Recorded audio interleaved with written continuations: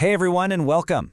Today we're going to dive deep into one of the most critical and honestly exciting roles in the entire digital world, the Security Operations Center Analyst, or as you'll hear it called, the SOC Analyst. I mean, just think about it for a second. Your banking info, your private conversations, your medical records, pretty much your entire life is online now, right? It's all just data. And, wherever you've got valuable data, you're going to have people who want to get their hands on it. So as our lives went digital, cybercrime absolutely exploded. It makes protecting all that data more important than ever. That leads to a pretty big question, right? With all this crucial information under constant threat, who's actually watching over it? Who are the people on the front line standing guard?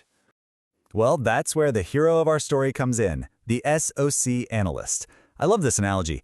Think of them as digital watchdogs. They're the guardians at the gates of our online world. Okay, so what does a SOC Analyst actually do? A SOC, that's a Security Operations Center, is basically the cybersecurity command center for a company. The analyst is on that team, and their whole job is to monitor, analyze, and respond to threats to stop cyber attacks in their tracks. So what's a typical day look like? Well, there's a ton of surveillance, constantly watching the networks for anything that looks weird. When they spot a threat, they have to jump on it and shut it down, like right now. If something does happen, they're the lead investigators figuring out what went wrong. Plus, they're always working to improve security, learning about the latest threats, and helping out with audits. It is definitely not a boring job. All right, so if you want to become one of these digital watchdogs, what do you need in your toolkit? It really comes down to having the right mix of skills. Okay, first up, the tech skills. You've got to be great at intrusion detection. That's spotting the bad guys. Then there's incident response, knowing exactly what to do when an alarm goes off. Risk management is all about seeing the big picture and making smart calls. And ethical hacking, I love this one. It basically means you have to think like a hacker to find the weak spots before they do. You really have to master both offense and defense.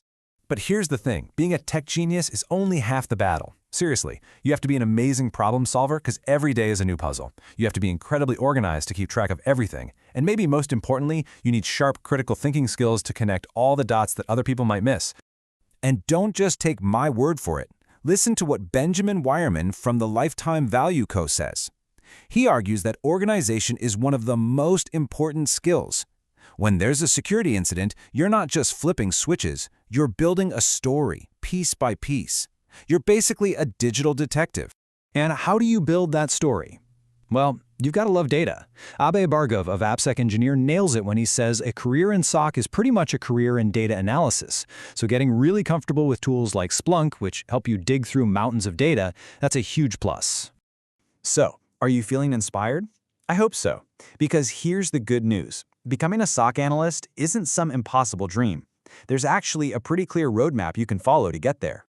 All right, here's the game plan, step by step. First, you've got to build those strong fundamentals. Learn things like networking and some basic programming. Then, get educated. That could be courses, boot camps, or getting key certifications like CompTIA Security Plus. After that, it's all about hands-on experience, so go for internships or freelance projects. And finally, find a mentor and start networking. It's a solid, actionable plan. Okay, so you do all that work. What's the payoff? Let's talk about that, because this isn't just a job. It's a real career with some serious room to grow and, really competitive pay. So your journey usually starts at what's called Tier 1. You're a triage specialist, the first line of defense who sees an alert and decides if it's a real problem. From there, you can move up to Tier 2 as an incident responder, where you're doing the deep dive investigations. And at the top is Tier 3, the threat hunters. These are the elite pros who don't just wait for alarms, they actively hunt for hidden threats. And of course, that growth comes with a nice paycheck.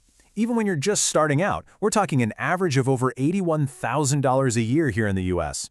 As you move up to mid-level and senior roles, that number climbs way up, easily breaking into six figures. Now, a question I hear all the time is, what's the difference between an SOC analyst and a cybersecurity engineer? Think of it this way. The analyst is the guard on the wall monitoring for active threats. The engineer is the one who designed and built the wall in the first place.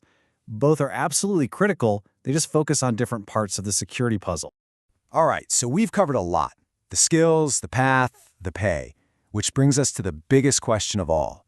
Is this the right career for you? Are you the next guardian? And you know, the really good news is that you don't need to have one specific background.